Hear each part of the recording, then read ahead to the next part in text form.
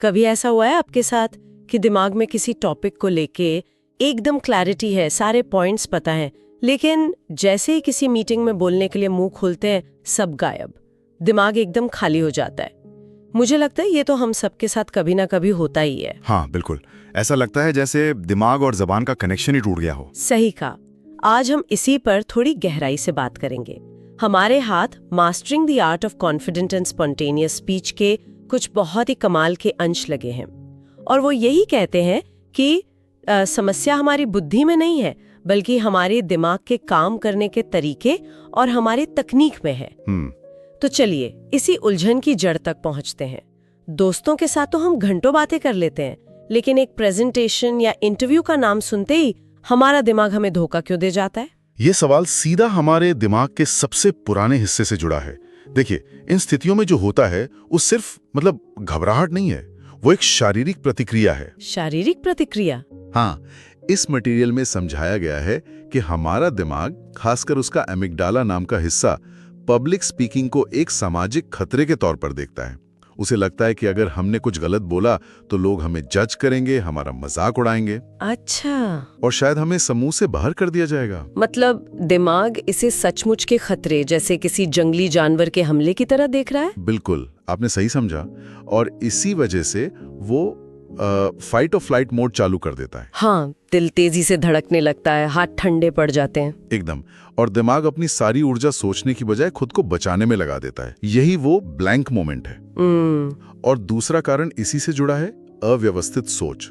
जब दिमाग डरा हुआ होता है तो वो चीजों को क्रम में नहीं लगा पाता, विचार यहाँ वहां भागने लगते हैं। तो इसका मतलब ये कोई दिमागी कमजोरी नहीं है? नहीं, बिल्कुल नहीं। ये हमारे सर्वाइवल मैकेनिज्म का एक साइड इफेक्ट है। वाह! तो मतलब हम अपनी बुद्धि से नहीं, बल्कि अपने दिमाग के एक बहुत ही आदिम हिस्से से लड़ रहे हैं।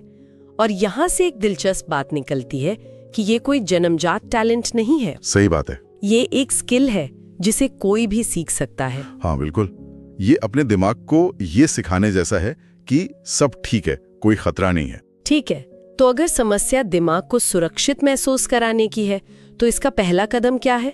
ये तो एक तेज रफ्तार ट्रेन को रोकने जैसा लगता है। इसका शुरुआती बिंदु बहुत ही दिलचस्प है। हमें बातचीत को देखने का अपना नजरिया बदलना होगा। हम अक्सर इसे एक प्रदर्शन या परफॉर्मेंस की तरह देखते हैं। हाँ। जहां हमें हर शब्द एकदम सही बोलना है, जैसे हम किसी मंच पर खड़े हों। यही प्रदर्शन का दबाव हमारे दिमाग के लिए सबसे बड़ा खतरा है। हाँ, ये सब मुझे देख रहे हैं वाली फीलिंग ही सबसे ज्यादा डराती है। बिल्कुल। लेखक एक बहुत शक्तिशाली बदलाव का सुझाव देता है। बातचीत को प्रदर्शन की जगह कनेक्शन की तरह देखें। कनेक्शन मतलब जुड़ाव? हाँ, जुड़ाव। आपका लक्ष्य तालियां बटोरना नहीं है। आपका लक्ष्य सामने बैठे एक इंसान तक अपनी बात पहुंचाना है, उससे जुड़ना है। जैसे ही आप ये मानसिकता अपनाते हैं, सारा ध्यान खुद से हटकर अपने संदेश पर चला जाता है। हाँ, और अपने श्रोता पर चला जाता है।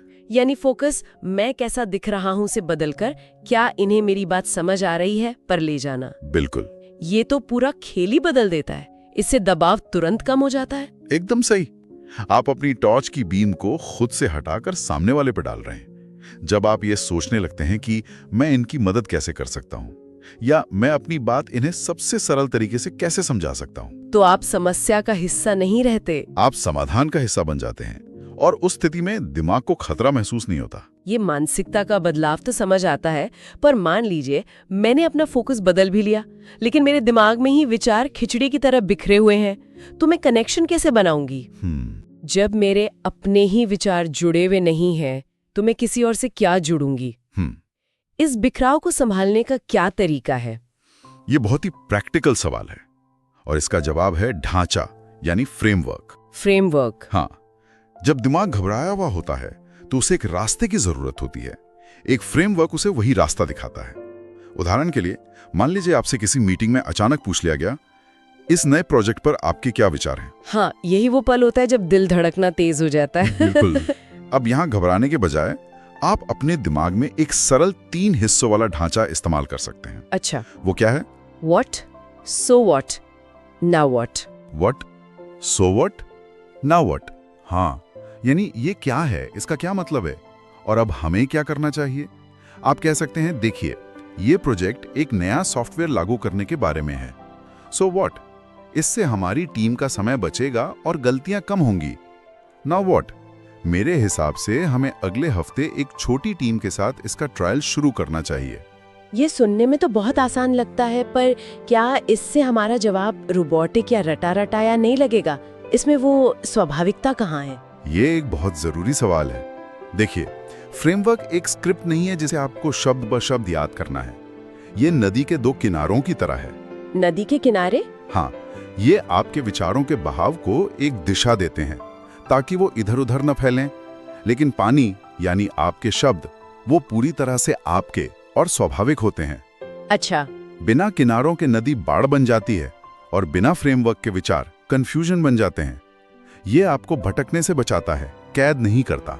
नदी के किनारों का उदाहरण बेहतरीन है, और मुझे लगता है अगर किनारे सरल हों तो नदी का बहाव भी सहज होता है। मटेरियल में इस बात पर भी जोर दिया गया है कि भारी भरकम शब्दों की जगह सरल और साफ शब्दों का इस्तेमाल करना ज्यादा असरदार होता है। बिल्कुल। शायद इसलिए क्योंकि सरल बातें ज्यादा आत्मविश्वास से निकलती हैं। हाँ, जब आप सरल बोलते हैं तो आपका दिमाग संदेश पर फोकस करता है, मुश्किल शब्द खोजने पर नहीं। इससे दिमागी ऊर्जा बचती है और आप ज्यादा सहज महसूस करते हैं। ठीक है, तो अब हमारे पास एक बदली हुई मानसिकता है और विचारों को दिशा देने के लिए एक ढांचा भी है। लेकिन कई बार ढांचे के बावजूद दिमाग को रफ्तार पकड़ने में 1-2 सेकंड लग जाते हैं। मैंने हमेशा बोलते हुए रुकने को यानी पॉज लेने को घबराहट या कमजोरी की निशानी माना है, जैसे मुझे मेरे शब्द याद नहीं आ रहे। ये हमारे समाज की सबसे बड़ी गलतफहमियों में से एक है। इस किताब का एक मुख्य विचार है कि रुकना यानी एक स्ट्रेटेजिक पॉज लेना कमजोरी नहीं बल्कि शक्ति और नियंत्रण की निशानी है। शक्ति? हाँ, शक्ति। जब आप बोलते हुए 1 या 2 सेकंड का विराम लेते हैं तो आप एक साथ 2 बहुत जरूरी काम करते हैं। एक, आप अपने दिमाग को अगली बात सोचने का वक्त देते हैं, और 2, आप सुनने वाले को आपकी बात को समझने और हजम करने का मौका देते हैं। ये तो मैंने कभी इस तरह से नहीं सोचा। हम हमेशा मानते हैं कि जो बिना रुके तेजी से बोलता है वो ही कॉन्फिडेंट है। नहीं, लेकिन आप कह रहे हैं कि जो रुक सकता है वो असल में ज्यादा नियंत्रण में है। बिल्कुल। एक अच्छा पॉज कैसा दिखता है? क्या ये 1 सेकंड का होता है या 3 सेकंड का, बिना अजीब लगे? 1 या 2 सेकंड का पॉज सुनने वाले को बिल्कुल भी अजीब नहीं लगता, बल्कि ये आपकी बात का वजन बढ़ाता है। और अगर आपसे कोई मुश्किल सवाल पूछ लिया जाए, हाँ, तो आप ये भी कह सकते हैं, ये एक अच्छा सवाल है, मुझे इस पर सोचने के लिए एक पल दीजिए। अरे वाह! ये वाक्य आपको तुरंत नियंत्रण में ले आता है। ये दिखाता है कि आप सवाल से डरे नहीं बल्कि उसका सम्मान करते हैं। ये जो घबराहट को आत्मविश्वास में बदलने का एक बहुत ही कारगर तरीका है। बिल्कुल। और शायद उस एक पल के मौन में आप सिर्फ सोच ही नहीं रहे होते, बल्कि आप सामने वाले को ध्यान से देख और सुन भी रहे होते हैं। हम अक्सर बोलने की तैयारी में सुनना तो भूल ही जाते हैं। बिल्कुल। अच्छा वक्ता बनने का राज अच्छा श्रोता बनने में छुपा है। जब आप ध्यान से सुनते हैं तो आप पर से अच्छा जवाब देने का आधा दबाव वैसे ही हट जाता है, क्योंकि जवाब के संकेत आपको सामने वाले की बातों और सवालों में मिल जाते हैं। आपका दिमाग शांत रहता है क्योंकि उसे पता होता है कि सारी जानकारी उसे खुद से नहीं बनानी है, खुद जानकारी उसे बाहर से भी मिल रही है। सही कहा। ये सारे तरीके मानसिकता, ढांचा और मौन की शक्ति सिद्धांत में बहुत अच्छे लगते हैं, लेकिन किसी भी स्किल की तरह इसमें भी अभ्यास की जरूरत होगी। तो प्रभावी अभ्यास असल में दिखता कैसा है? क्या इसका मतलब सिर्फ शीशे के सामने खड़े होकर बोलना है? शीशे के सामने बोलना एक शुरुआत हो सकती है, लेकिन असल अभ्यास रोजमर्रा की जिंदगी में होता है। हाँ।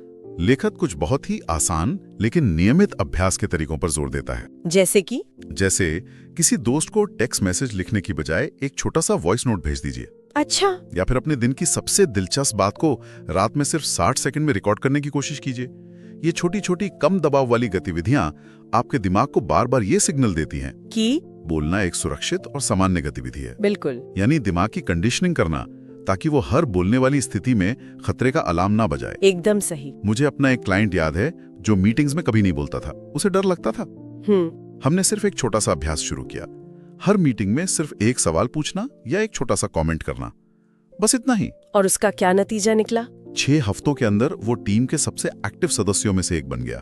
शुरुआत हमेशा छोटे कदमों से होती है। लेकिन अभ्यास के दौरान भी वो अंदर की आवाज जो हमें लगातार जज करती है वो बहुत परेशान करती है। हम अपनी तुलना दूसरों से करने लगते हैं और हमारी सारी ऊर्जा वहीं खत्म हो जाती है। ये सबसे बड़ी मानसिक बाधा है।